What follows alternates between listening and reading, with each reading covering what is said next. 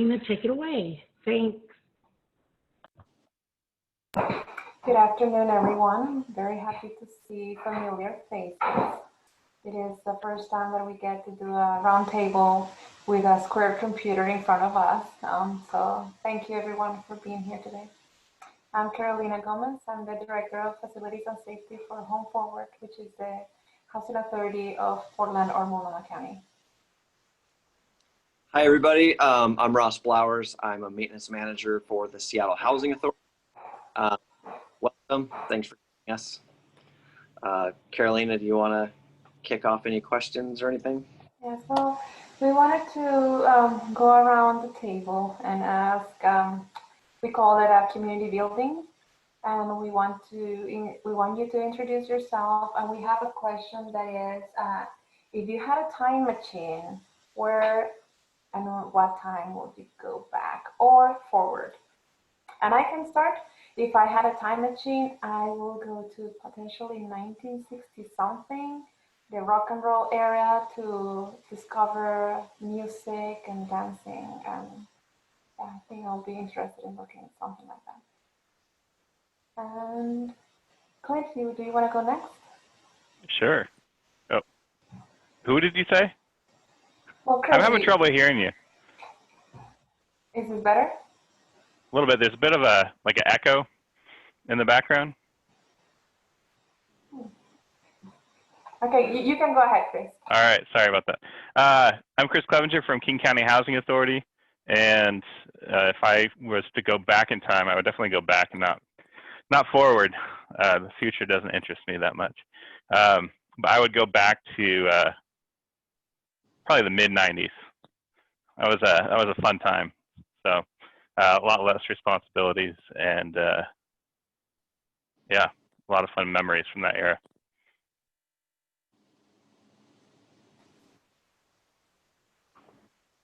Clint, do you want to go next? You are muted. If you will please unmute yourself. And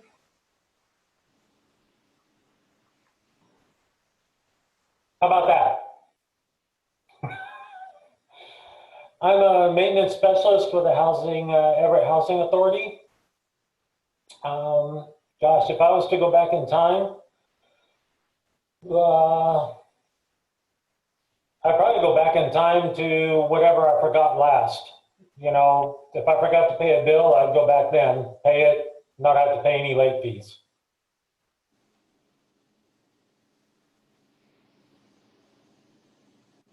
Alicia, would you like to go next?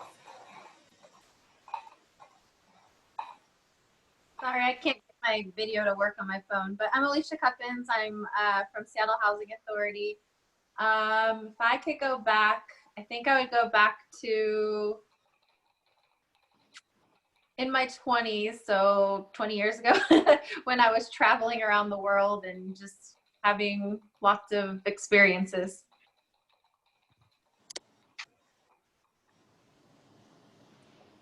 Thank you. Jeff, do you want to go next?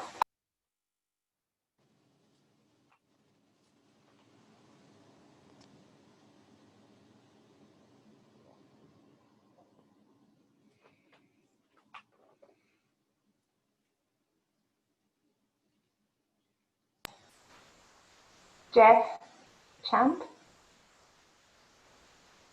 Do you want to tell us where, what agency are you coming from, and where will you go in time?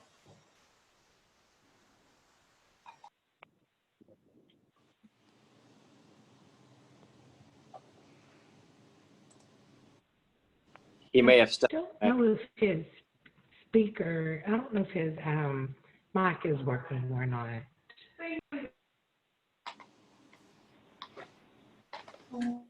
Okay, Marisa, would you want to go next? I'm from the Boise City, Ada County Housing Authority, and early 2000s is the decade that I'd like to go back to. Any particular reason why, Marisa? Probably the music. I don't know if I'm maybe showing my age by that, but yeah. Thank you. Brian Stephens.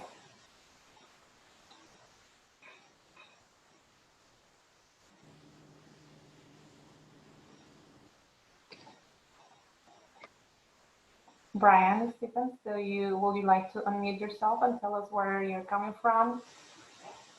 Brian Oh, typed in that yeah. he can't Yeah. unmute his mic, but he would be in the 90s. And Brian, and what agency are you coming from?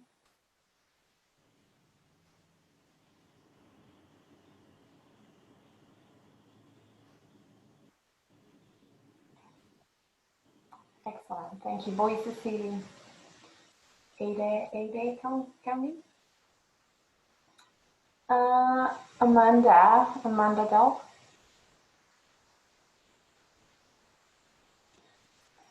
I've been thinking about it and I still can't come up with a really good answer.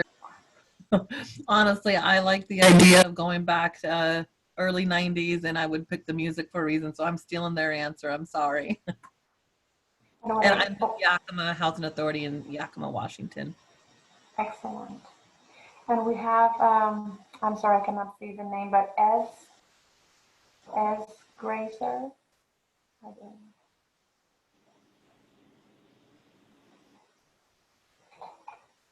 S. Gracer.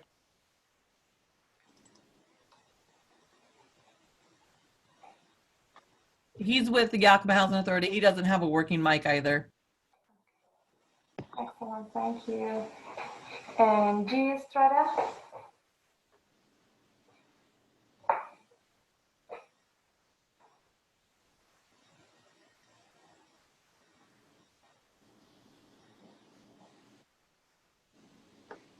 G. Estrada.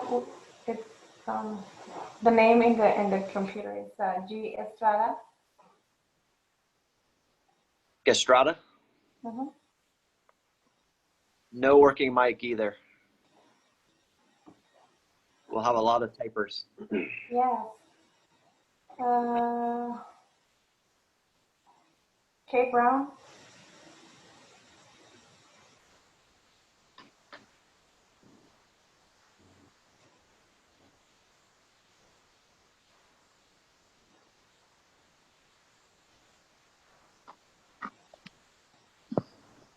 Kate Brown, would you like to share with us where you're coming from?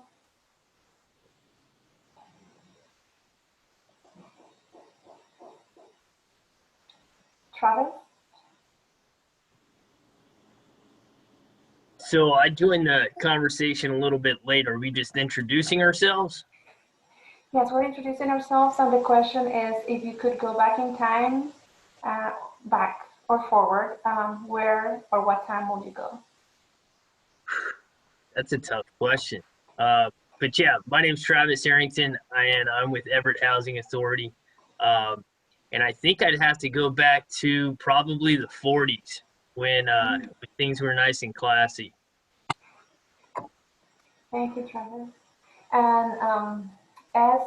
Gracer, I'm sorry, I'm not sure if I'm pronouncing your name correctly, said that they will go back to the 80s for all reasons. Are we missing anyone? Did everyone have the opportunity to introduce themselves? And if not, please unmute yourself. Hi, I joined late. My name's Kate Brown. I'm with Elevate Energy in Portland. And you want to know what I'm kind of interested in World War II. I thought that was an interesting time. Thank you, Kate. Where in Portland are you working? Sorry. Elevate Energy. We're an energy company in Portland. We're kind of new to the scene. Excellent, thank you.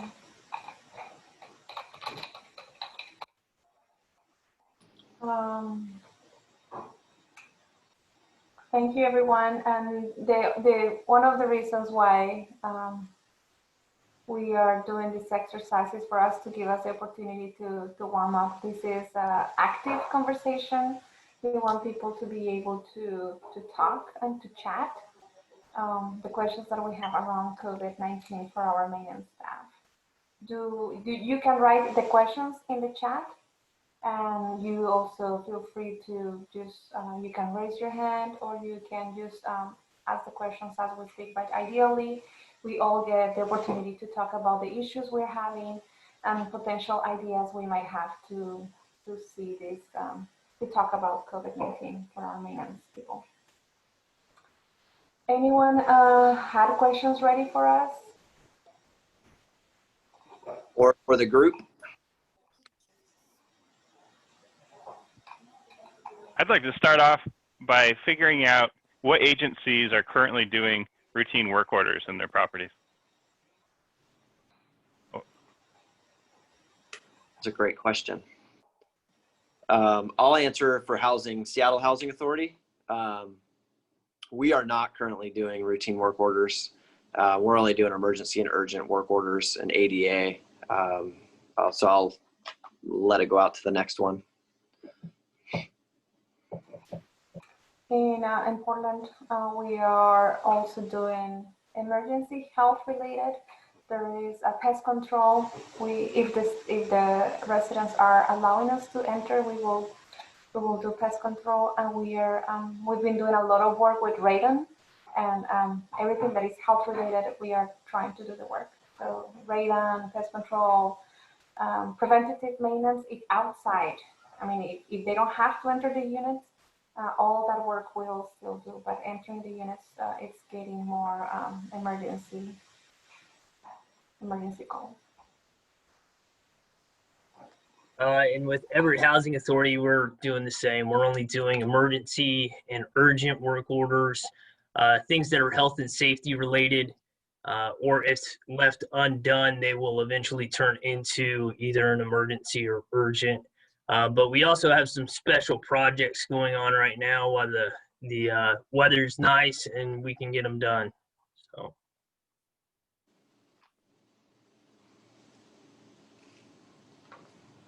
I see that Yakima typed in that they're only doing the health and safety work orders.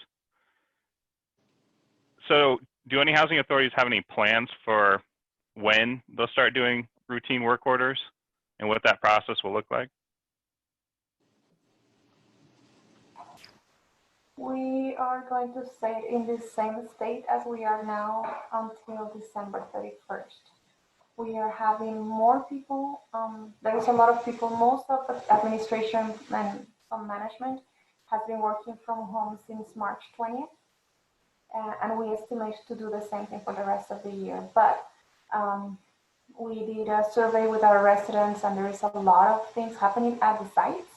So we need some people not to open the offices, but some more presence in the building. So in the next couple of weeks, we're bringing more management to the buildings and more staff to do cleaning, particularly to clean and disinfect for COVID. But we hope, and we hope to do the same thing that we're doing now for work orders, at least till the end of the year, to see what happens out there. But no plans to back to regular work at all. So at Seattle Housing, we are following the same protocol. We're a pretty large organization or an agency, so we actually have committees formed that are kind of placing, what are the most important ones. So when we do open it up, we kind of have that plan in place to go out and knock out a lot of those work orders. But right now we're waiting, and most likely until it hits the next phase or till the end of the year. I imagine since flu season's coming up, they're probably not gonna, let us in. So it's probably gonna be after that.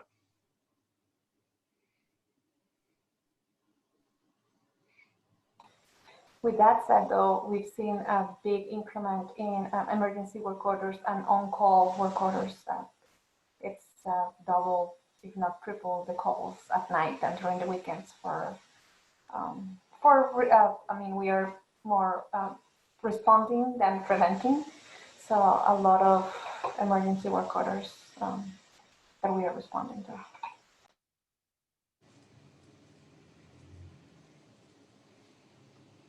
I would like to ask the group, has anyone not doing what we are talking? I mean, is any of your agencies doing work as regular as we used to do before COVID?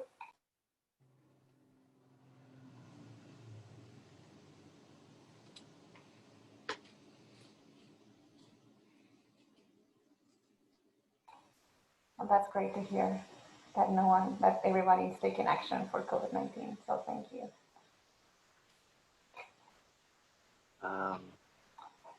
Yakima is the modified phase 1, so probably not until the end of the year.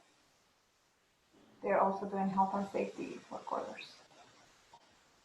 Thank you. Has anybody, have they changed their priorities of their urgent and emergency work orders? Has anything on that list changed for anybody else? For instance, we changed wash machines and dryers, laundry kind of things, to make them more urgent. So if it keeps somebody from sheltering in place, we'll go out and fix it. That was one of our changes. I was just wondering if anybody else had altered theirs as well. We did slightly. What we did is we put in a caveat that it was the property manager could determine if the work order request was urgent or needed to be performed. And so we left some discretion up to the property manager. Good. And then we're looking at transitioning back into completing routine work orders within the near future. There's no definite though? No, it's still being discussed, so we'll find out. But I know that there's a desire to, and we've been having a lot of discussions about it, coming up with plans, written procedures. Brian is saying in the chat that they are back to full duty in Boise. They're following local PPE guidelines and social distancing. Have you ran into any challenges, Brian, that could help other housing authorities with their transition to getting back to full duty?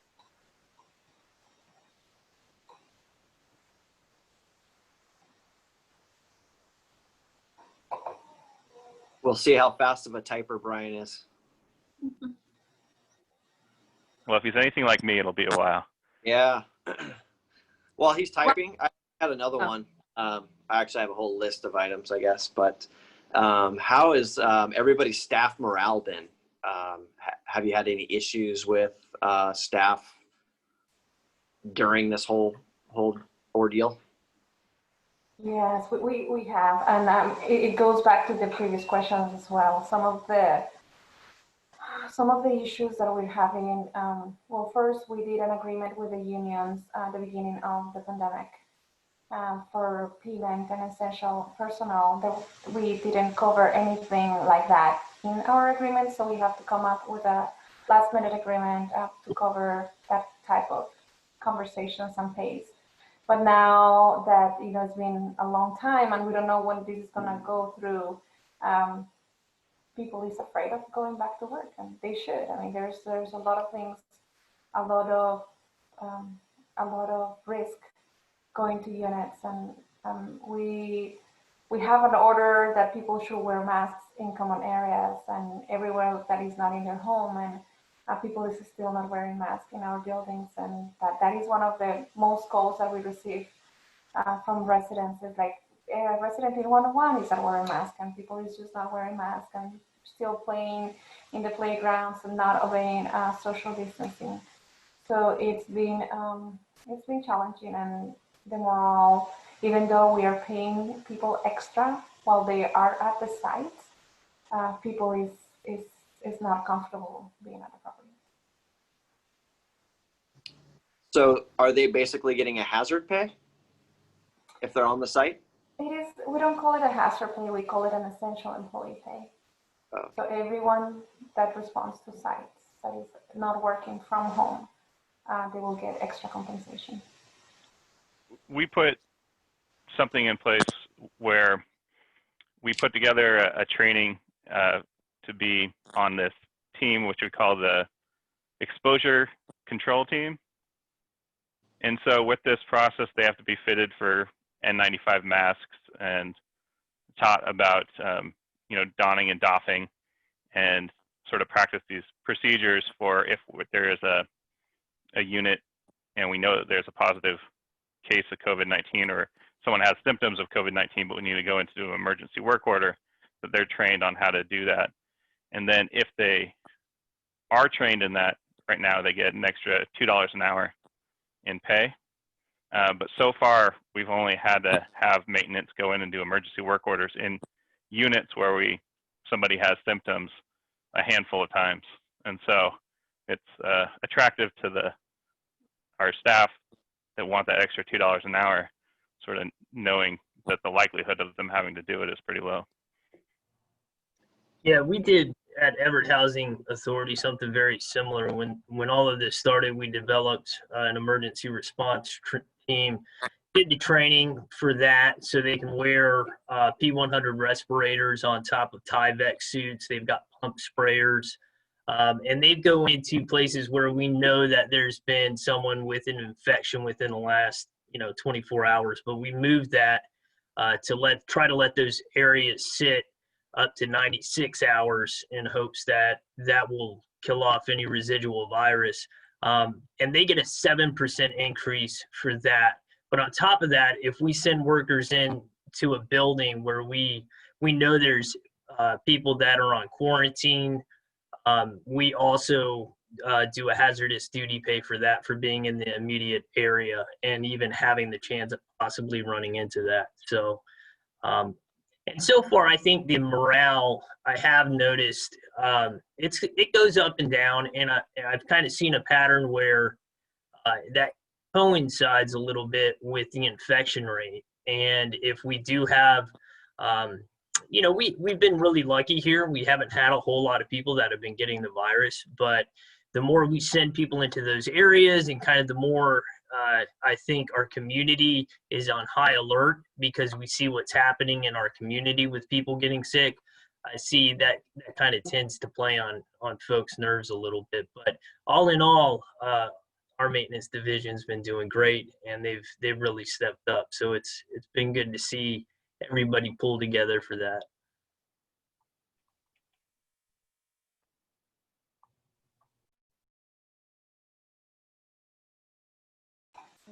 Robert writes in the chat that they have an on-call tech during regular business hours, and they get a hero's pay if working on site.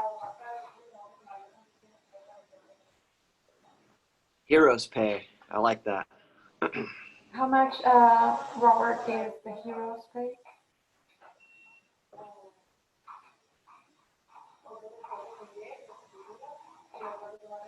We're actually paying our staff time and a half when they are on site. If they are not on site, so if we have meetings, they can do this work from home.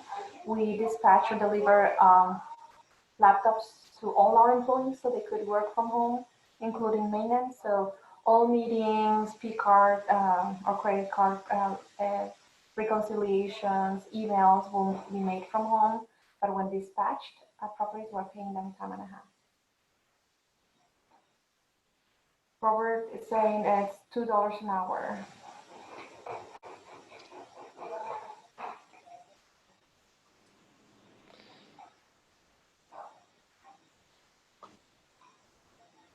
Anyone else doing something different?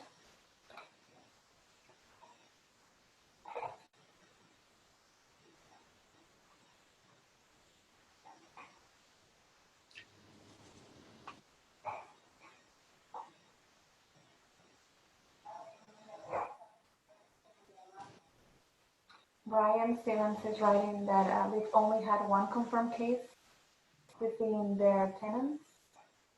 They actually found out during an annual fire sprinkler test. The service provider canceled the inspection on the spot.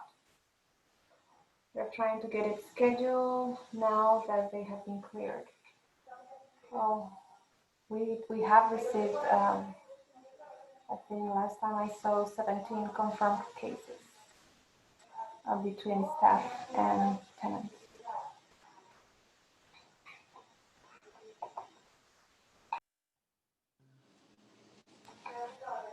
Have any of you received, have any of your employees got tested positive for COVID?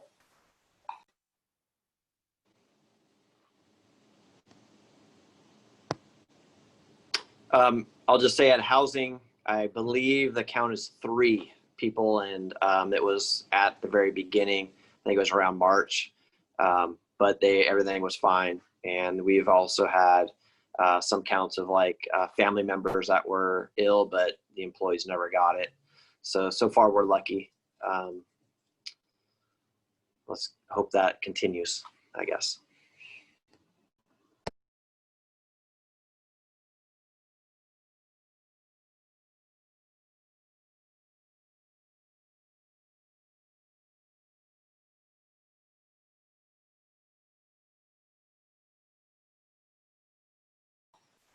Robert wrote, no employees but 2 confirmed in the property.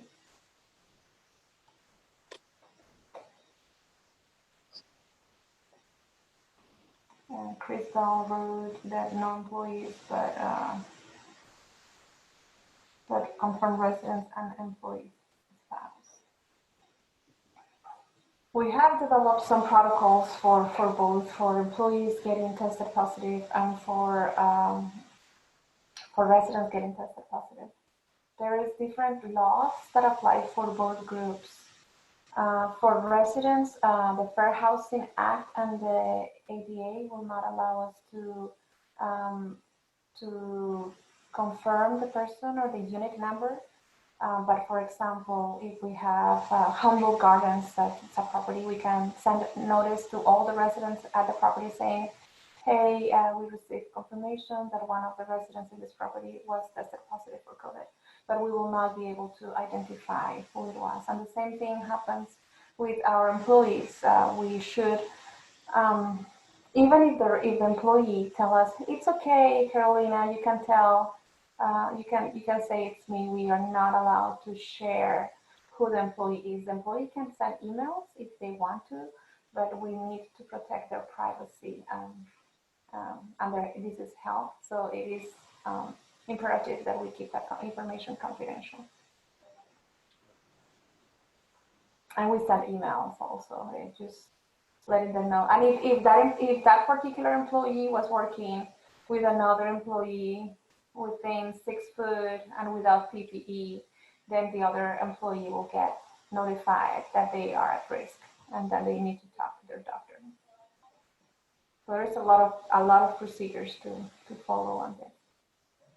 And if interested, I can send those to the group. I can send it to Hattie so she can post them in the group so you can look at our protocols as well.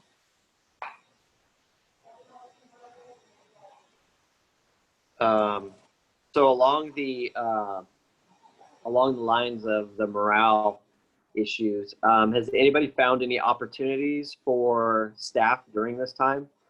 For instance, we go in and sanitize all of our buildings every day, including the weekends now, but we've incorporated some of our pest control, and our landscapers have been pulled in to do some industrial cleaning.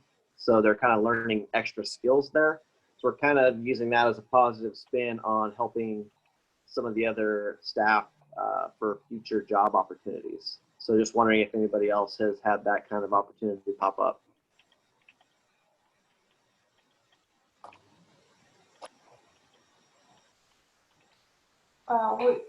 The opportunity we created for our staff is to work closer to safety. We created a COVID-19 subcommittee. It's a subcommittee of the safety committee where we are meeting an hour a week to discuss particular cases. And then some of the staff is getting more training around safety and COVID and inspections. They help us follow up on concerns or complaints. And this COVID subcommittee is getting a lot of attention and a lot of power to create some changes to the organization.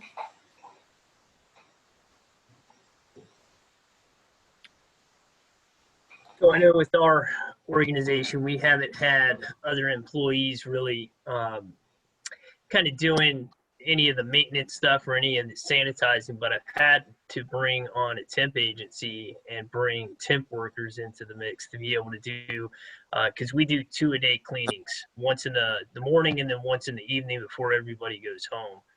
So that's one of the strategies we've used to try to kind of beef up our cleaning protocols and make sure they get done every day. Nice. And I see, Chris, that you're also cleaning two times a day and once in the weekends. You want to And talk more a little bit? Yeah. I was just going to say, we just got electrostatic backpack sprayers for all of our properties now. We piloted it at 2 different properties, and it was cutting the disinfecting time by over half. And so hopefully we're going to be able to speed up our disinfecting with these backpack sprayers and also do a better job with coverage because the way it works is that they literally charge the particles, which allows them to give better spread and coverage, and also wrap around surfaces for better coverage. So hopefully that will significantly reduce our staff time with disinfecting to free them up for some more work orders, more of the routine work orders. Chris, I wonder, have you guys noticed whether your consumption of chemicals has gone up or down, and is it still really difficult? Have you guys had any difficulty getting these disinfectants off of the market, being able to find them? We have had a lot of trouble getting disinfectants. Some of our supply chains that we had at the beginning dried up, and so we needed to go find different disinfectants that were approved on the EPA N list, and then finding disinfectants that work with the electrostatic sprayers. You know, that's another challenge, but we have set up accounts through Home Depot Pro. We've been able to source through them, and so hopefully, you know, that's a solid supply chain that we can continue to draw from. As far as the electrostatic sprayers, they use considerably less product, but we're not able to use the same products that we were using before that were heavily concentrated. And so the cost is higher per ready-to-use ounce with the products that we're using, the electrostatic sprayers. And so the cost is actually more, even though we're using less product. Awesome. Well, thank you. Hey, Chris, how much do those run? Do you know? The backpack sprayers run about $1,700. So yeah, so we just got 30 of them. Wow. And yeah, but considering how much staff time it saves, freeing them up to do some other things. Obviously, we're paying staff no matter what, so it's not necessarily savings, but we think it's a well worth cost. After piloting it, testing it out, getting maintenance feedback, they prefer it, you know, so it's not a change that's being forced on them. But this is something that they really want. And I think during this time, getting them these tools to help make their job easier, it's well worth it for us. We are also using sprayers, and it's been working great. I agree with Chris. The cost might seem higher, but it's not. It's less labor intensive. But the problem we found with those is not the backpacks, or is actually people. It will not. We cannot only spray. We have to clean and then disinfect.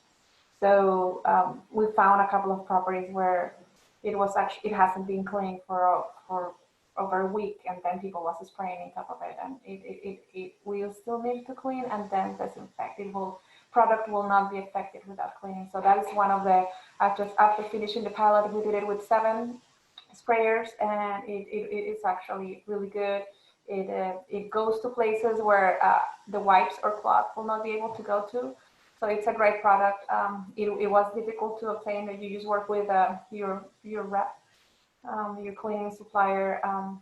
A HD Supply will be a good help, and Home Depot also was a really good supporter for us to give us the PPE and the chemicals when we need it. So just playing around. We are cleaning our buildings actually 3 times a day. And that is very difficult to accomplish. But know that FEMA funding and the CARES Act will let you pay contractors to do this work. So we have contracted with many companies to come and help us to do, especially the last one in the day, that they could go deeper, that they could do additional cleaning and spraying once when people is getting back to work. So that is not part of the operations, and your FEMA funding should cover that. FEMA funding will also cover for all PPE that you need, all of this disinfecting and the sprayers. You can get reimbursed for everything that, for maintenance in particular, to be able to reduce the COVID at your properties. And cleaning and disinfecting is just came from a meeting with our janitors. It is very crucial for this time to avoid the spreading. Highly touched areas, including the elevator, the panels, handrails, doors, and we've had many people. We're tracking the people that report to us that they have had it, and we just go far and beyond trying to keep it clean and disinfected for staff and other residents.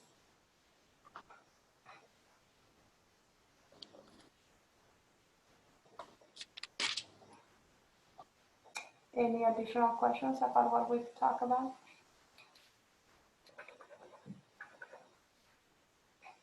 About 7 minutes left, I think.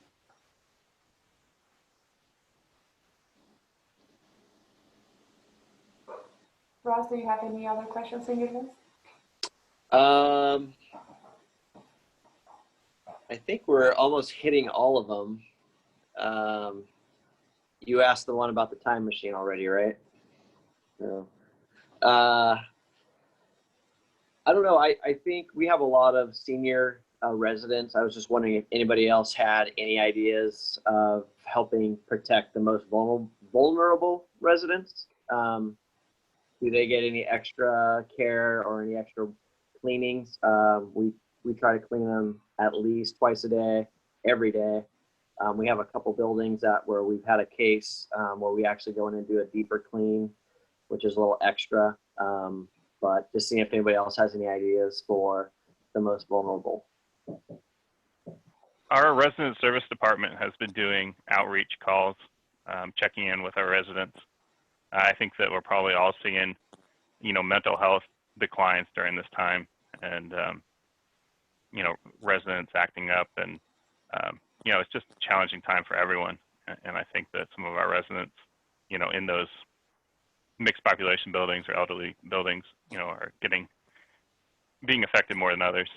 And I think that a lot of residents have really appreciated the outreach, talking to someone when they've been so isolated. And then we've been seeking out and received quite a few masks that we've been distributing to residents. And we just made sure that our elderly population, the more vulnerable, received more masks. Early in March, we partnership with our county, and I've been working with the county for maybe 2 or 3 years before COVID, working on emergency preparedness and just trying to get people ready about, particularly in housing, about the potential earthquake.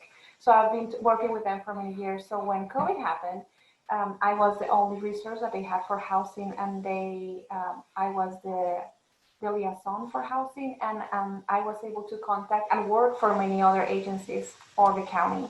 And we asked for masks for our residents. So for Home Forward, we got about 5,000 masks. It was cloth masks that were donated, and we were able to distribute those to our residents. But through working with the county, we found that they had PPE when nobody had PPE available, that they had hand sanitizer and disinfecting wipes, that they were make them available, that you have to request and ask why you were requesting those things. So we use those funds, or those that helped when we needed it. So it was really good to be able to work with the incident commander in case of an emergency like this, so how it will really work, and it was actually really useful. Robert is asking if anyone is using CARES Act money for office modification. The resident engagement also have done the same. close all community rooms and areas. So yes, we've closed all our community rooms. We're closed our offices. It's only by appointment. And we are doing some office modifications. Like since March, we started, before it was a thing, we bought a ton of plexiglass to be able to put in the reception areas. People thought we were crazy at the beginning, but then they are everywhere, and we were able to be proactive and get enough plexiglass before it was out of stock. And that it was, we did a FEMA reimbursement for that. So FEMA, and then you can talk to your accountants, but FEMA has more restrictions, and CARES, you will be able to use the money more freely. So you try to go for FEMA first, and whatever doesn't qualify for FEMA, then you can get CARES money. But yes, you can do the office modifications and everything if it's related to COVID and to safety, you'll be able to be eligible. Travis, do you want to talk a little bit of what you wrote in the chat? Oh, I was just throwing that up there as well. EHA did the exact same thing. We had resident services start to reach out and just do welfare checks and courtesy calls to make sure our seniors were doing well. And then we also had a partnership with the county and city to provide 2 pairs of masks and as well as like goodie bags that we were able to get. We still have resident services that are able to deliver meals, and we've had to take extra precautions with those meal deliveries when that happens. So it's really just been trying to reach out and make as many connections as we can to get our seniors and our older residents the help they need. Thank you, Travis. Something that we also did for our maintenance staff is that for our centralized staff, we have a fleet, and the fleet has GPS on them. And since COVID started in March, we allowed our staff to take the vehicles home. So as they were checking on the mail, receiving the work orders from home, they could be dispatched from their home directly to property, so they didn't have to come to our centralized office. The less people that we will have doing that, the less exposure we will have with our employees. So the manager has been working from home, and the vehicles, we've had no issues with the vehicles. People is doing great, taking care of the vehicles and not misusing the vehicles. So they're taking it home and being dispatched from home directly to the property.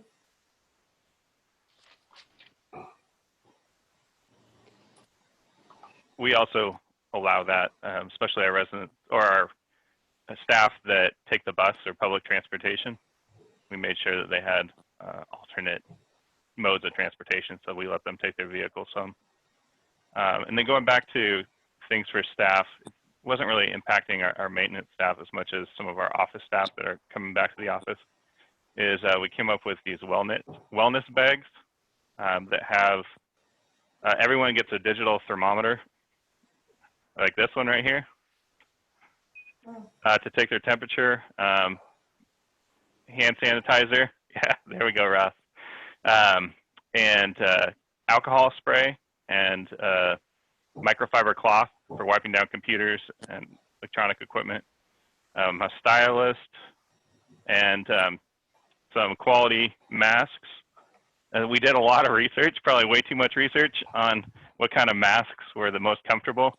And we found some that are really comfortable and easy to wear with our KCHA logo on there. And so each employee got 2 masks, one that has the ear loops and one that has the opposite loops that go over the head.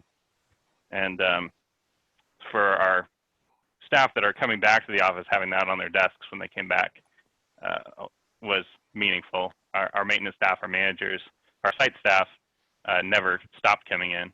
And so it wasn't the same, but I think it was appreciated across the board. I like that idea. Talking about masks, we actually had a lot of questions and misunderstandings about the use of masks.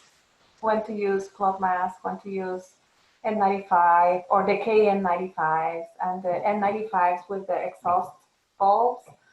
And there was just a lot of research and a lot of training around when and how to use correctly the masks. And that whomever is wearing N95s that have to have a fit test and a medical questionnaire as well.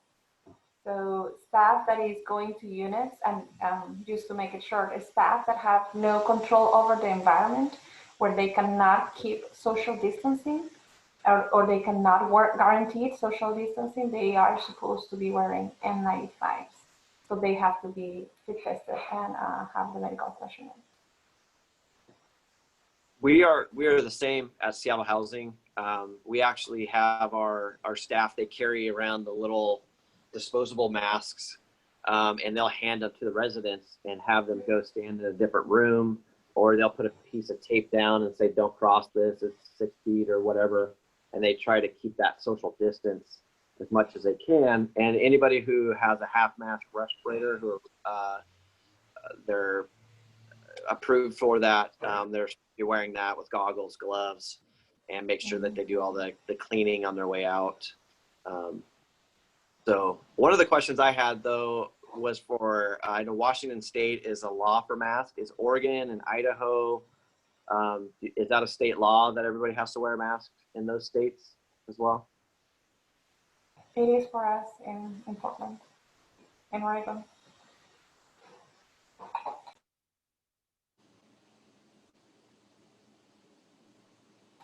And it looks that it's only required in the city of Boise.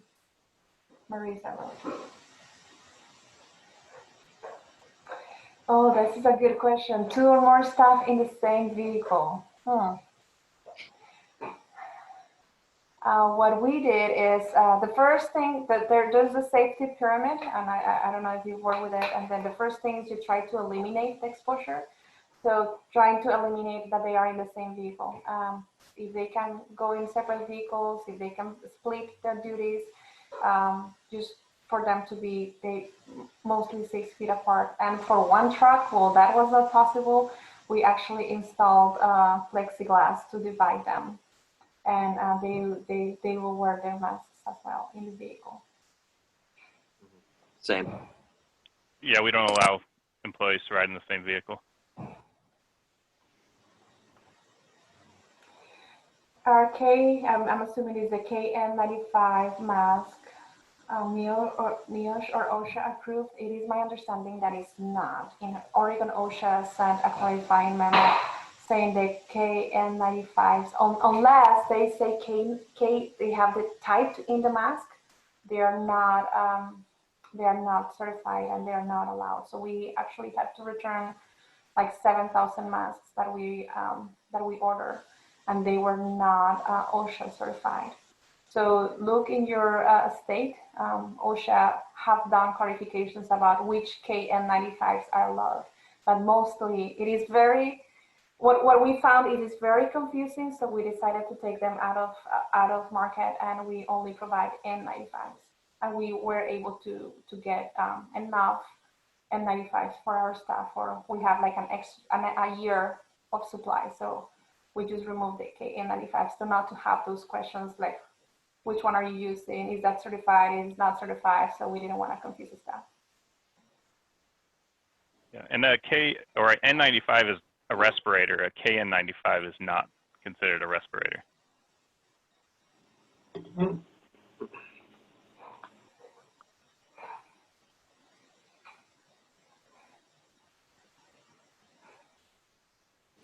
Andrea is asking a clarification of when to use cloth mask and N95s.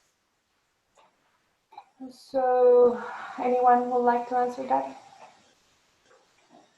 Or do you want me to? We aren't allowing our staff to wear N95 masks at all unless they're part of that trained team, because an N95 mask isn't efficient unless it's properly fitted. And so if you have a beard, mustache, or any facial hair that's going to intrude on that seal, the effectiveness of the N95 mask is not isn't protecting 95% of the particles. And then also, it restricts the air. And so some people that might already have oxygen, aren't getting enough oxygen, it could actually be harmful for them to wear a N95 mask.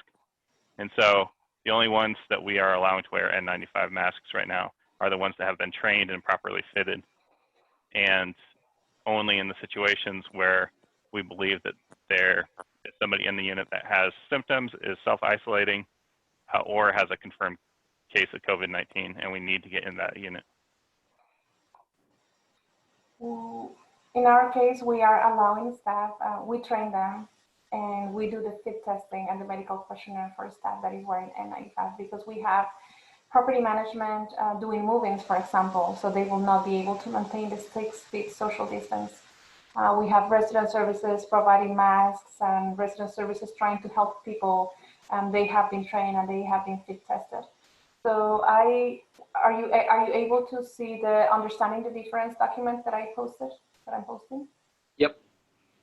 Okay, so in this document, you will be able to see the difference.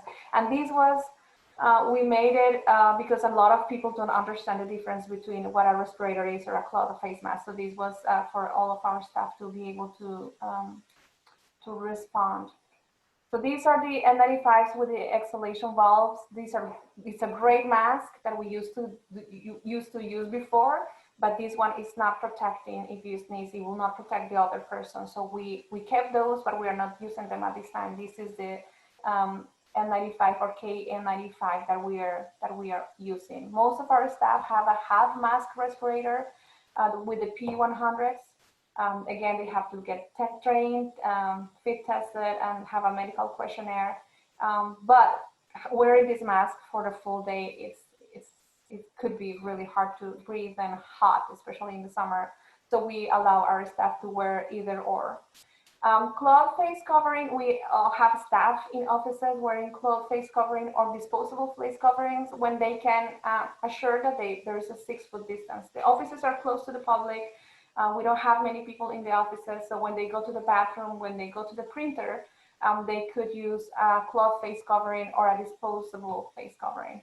But if staff has to go into a property, a multifamily housing, and they have to go to do an inspection, for example, and they have to go to the 5th floor, they will wear an N95 because they have no control of the environment, and they will not be able to ride the elevator not knowing that other people could be there.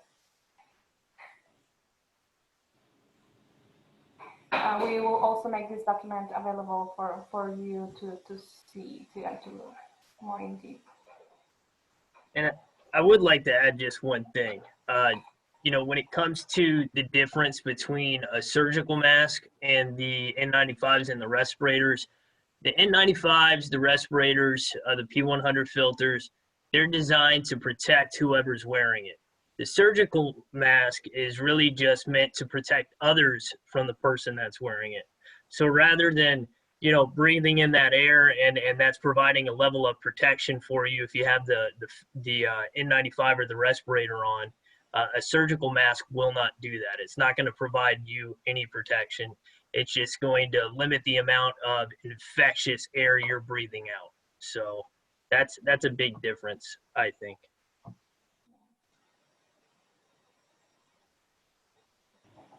Okay, we have a couple more questions and we have just like a couple more minutes. What are we doing to disinfect company cars, work vans and tools? What the rule is, we are not sharing. The vehicle has to be assigned to the person. The tools need to be assigned. So part of the pyramid is eliminate not sharing. But if sharing is necessary, for some tools, we don't have that to give to everyone. The person receiving the tool is responsible to disinfect. And we have some wipes that are kind of like Clorox wipes, but they have a 1-minute kill rate. And some other wipes can have 5 to 10-minute kill rate. So we are using some wipes that we will provide to staff so they can disinfect their vehicles and their tools if they have to share. Anyone else have something to say about that?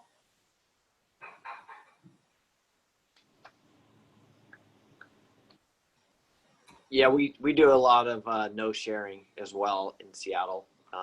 We have a couple cars that will sit for a few days, but we have a container of wipes in there that the driver can wipe out when they leave the car, but it hasn't been an issue so far. And the last question is, what kind of screening procedures are we having for staff for building access and for staff to work at the buildings, I'm guessing? We are not, in our case, we are not screening, we are not taking temperatures. Some people do it and we respect that, but when the more research we do, fever is only one symptom and a lot of people is asymptomatic and they could not develop fever, and when they develop fever, it might be too late. So we wanted people to really focus in the other symptoms and how they were feeling, and headaches and feeling flu-like symptoms before the fever. So we are not doing fever checks in our buildings or for our staff at all. Anyone else? I think that's it. We're rolling out an app where our employees will do a wellness check every day and ask them about all those symptoms. It'll ask them what their temperature is, but it's not required if they don't have a thermometer. But it asks them if they've lost their sense of taste or smell, if they've had aches, or et cetera. And then also asks them about risks of exposure if they've had meetings or met with 5 or more people or groups larger than 5, and if masks were worn, if 6-foot distancing was maintained. And basically after that, it will give them the green light to come into the office, or it will say that they need permission from the risk manager, or it will say that they need to stay home. At Renton Housing, we actually are requiring temperatures being taken for everyone coming to the buildings, even if they're coming in for 10 seconds to drop off a tenant file and then leaving. There's a paper form they have to fill out that it's very similar to if you've been to the doctor recently. They have someone standing at the door saying, hey, look at this list of symptoms. Have you experienced any of these? We have to take our temperature, write our temperature on the page, and then a supervisor has to sign it. And that is an everyday thing. Supervisors do not retain the forms, though. They determine that because temperature, just playing it on the safe side for HIPAA laws and everything, every individual is retaining their own forms.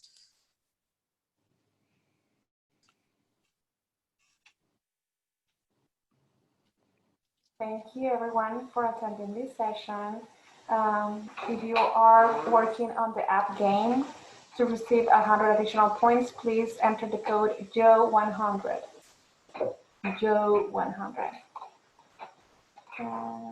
Thank you everyone for this active conversation. It was awesome. And thank you for sharing your knowledge and experience. Thank you.